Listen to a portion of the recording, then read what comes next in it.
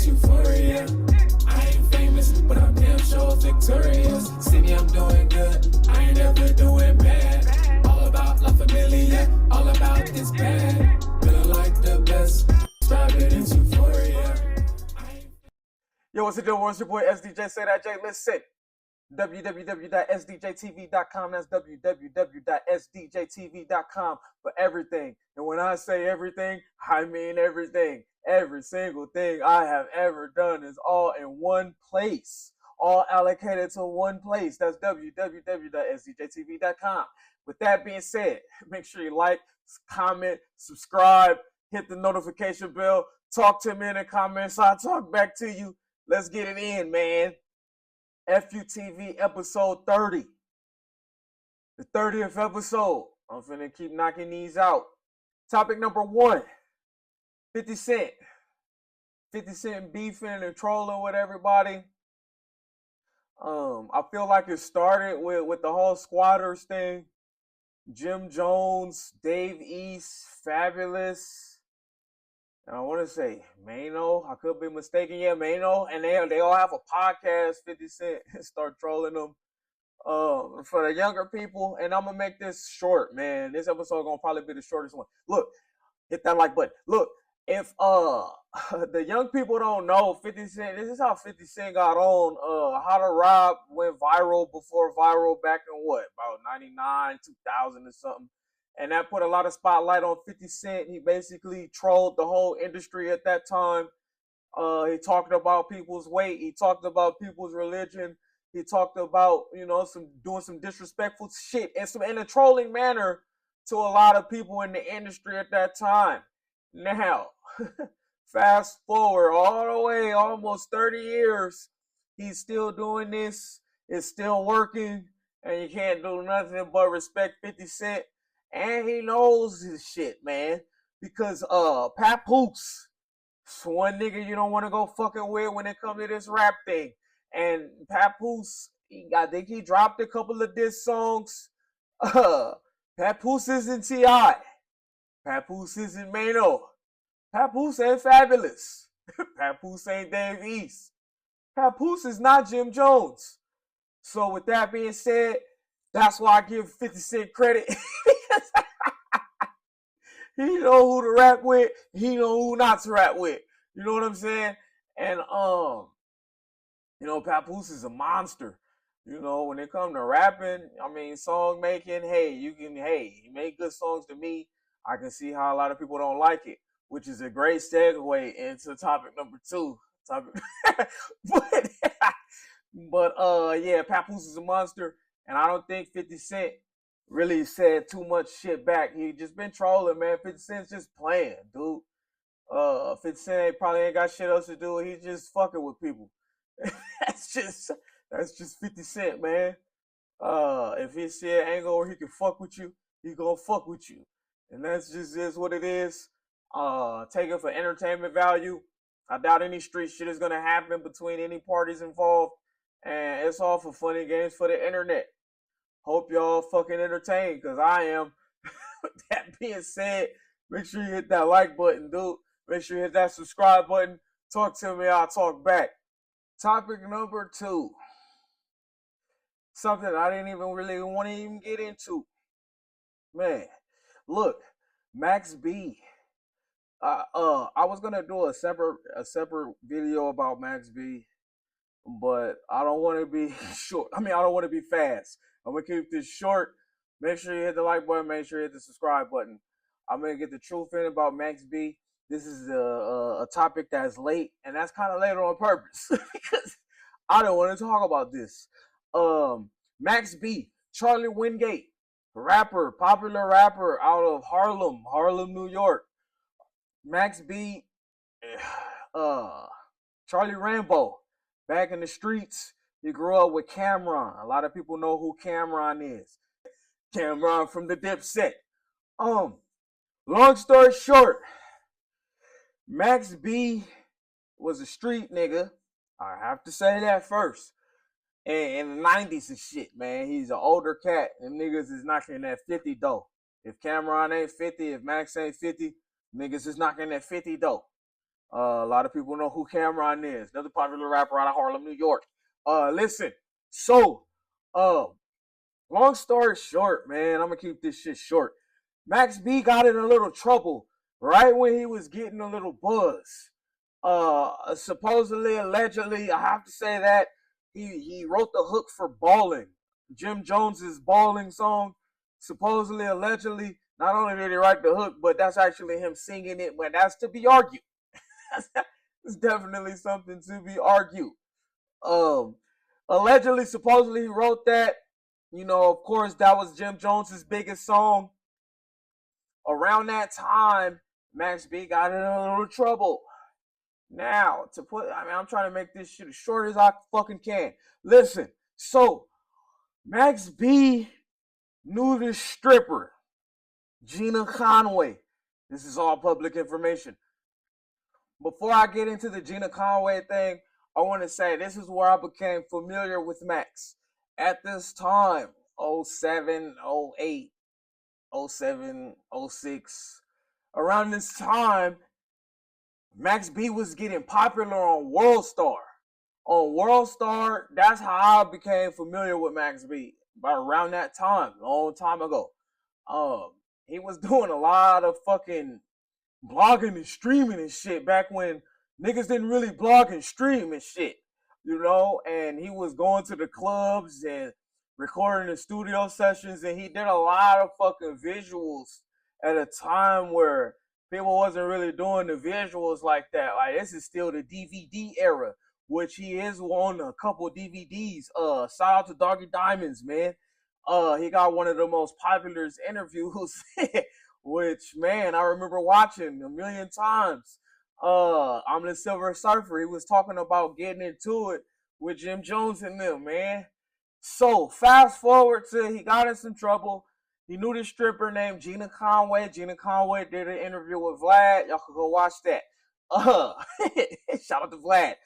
Listen, so once that happened, he knew the stripper, and then fucking the stripper put him up on a plane. Long story short, a man was killed. R.I.P. to that man. R.I.P. to the man that lost his life. I think one person, it might have been two people. If it was two people, R.I.P. to the two people that lost their life. With that being said, this is where the story gets a little fuzzy, but I was around back then looking at the internet and shit. So, with that being said, Max B cooperated with the police to catch Gina Conway. Gina Conway wind up, I believe Gina Conway cooperated. I ain't in front of no paperwork. Don't quote me on that one. But Max B cooperated with the police to catch Gina Conway. Gina Conway fucking went to jail for like 8-9 years. Gina Conway, I believe, don't quote me on this, but I believe she told Max B's half brother, which is Pooh Sims. But Pooh Sims been speaking from the feds or the pen, the state pen or the feds, one of them shits. I think it's the state. He been speaking from the state saying that Max B told on him, and this is this man's half brother. So with that being said, oh man, fuck. It's fucked up. You just got to be a fucked up nigga to tell on your half brother. Y'all got the same mama or daddy. I think it's the same mama. I think might be the same daddy. Might be the same mama. I don't know, but they got one of them in common, and that's fucked up, Max. Cold G Money nigga, man. This nigga Nino Brown, nigga. But with that being said, I'm gonna answer one question, or a lot of a question that people have is, why do people fuck with Max, knowing that he told on his half brother? This is some shit, and Pooh Sims been talking for years. Nigga, and then the Gina Conway shit came out way back in 08, 09 and some shit, man. But the question is, why do people still fuck with Max? And I'm gonna tell y'all, it's the fucking hooks. Now, it is an acquired taste. It's a very, very acquired taste. But if you have the acquirement to have that taste, Max B is one of the greatest hook makers ever. And he on some Harlem R. Kelly shit. And I don't mean that shit, the weird shit. I mean that shit with the singing and the hooks. You know, That nigga got hooks, man. He got some memorable classic hooks that niggas don't want to throw away just because he fucking told on his fucking half brother. Now, I mean, hey, he tell on his half brother, dog. You never know what the fuck Max gonna do. With that being said, make sure y'all comment, make sure y'all like, and make sure y'all subscribe. I'm gonna keep this one short. I'm gonna keep this one real short. Topic number 3 is KEEFE D. KEEFE D is set to be on trial in a couple of months. Now, if y'all don't know who KEEFE D is, I've spoken about him a few times on my channel. KEEFE D was involved with the killing of Tupac, or so he say. I'm gonna get to that part. R.I.P. Pac. R.I.P. to Tupac. KEEFE D said on interviews, he wrote a book. He said that he was in the car when they shot and murdered Tupac. Now, he's set to go on trial. I don't have no paperwork in front of me, but his lawyer just quit. His lawyer quit either today or like Friday or something. His lawyer quit on him. His last lawyer that he hired just recently quit.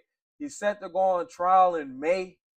And the reason that this is significant is because now it's looking like he might not go to trial, and it might be a deal that he might take.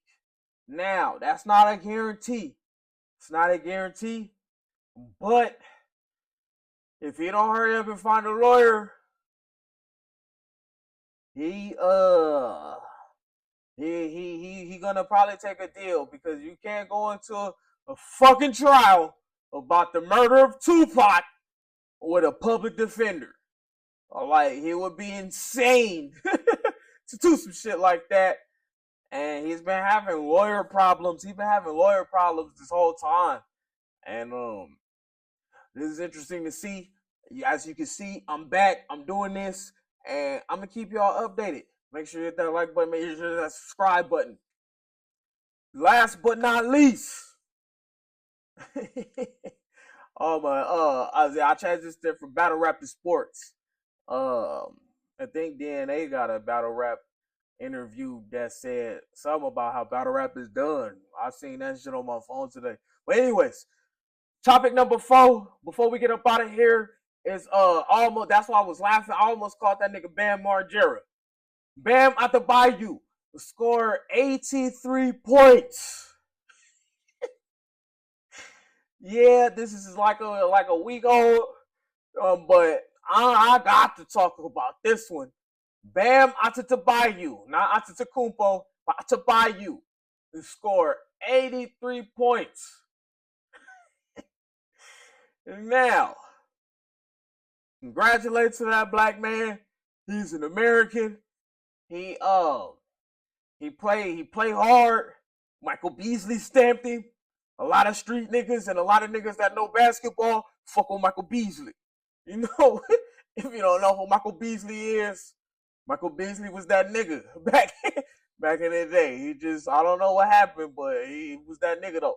But anyways, Bam Adebayo scored 83 points against the Washington Wizards last week.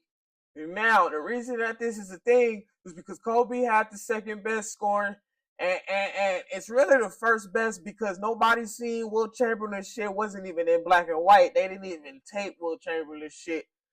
And I don't know about the statisticians and shit, how credible they was in 1962. I just don't know. I don't know. Maybe he scored 100, maybe he didn't. But we all gave that shit to Bean, nigga.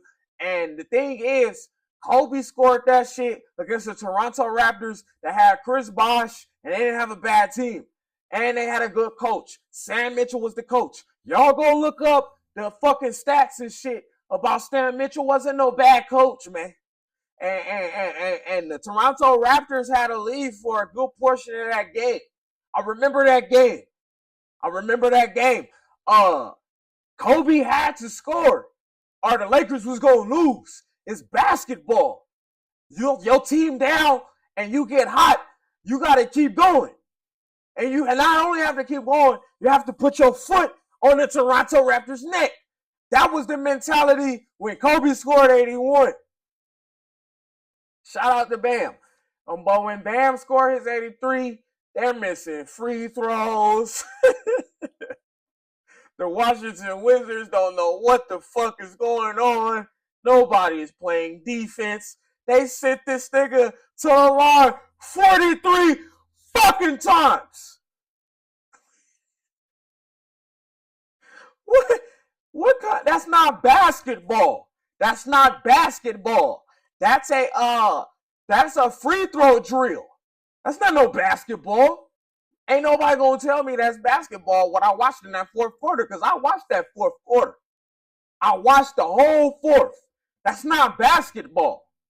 You know? But shout out to Bam. I would have did the same thing if I was in Bam's shoes.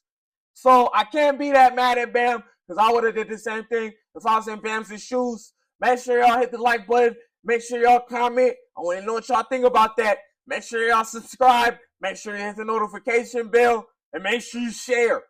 I didn't say share the whole video, but I'm saying it now. Make sure you share. And then check this video out. I'm gone.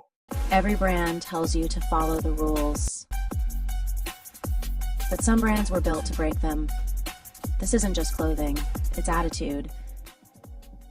FUTV represents the grind, the independence, and the culture that refuses to be ignored.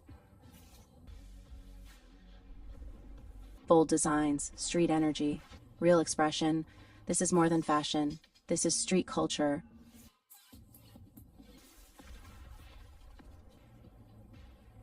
FUTV, wear the attitude. Shop now at sdjtv.com/shop.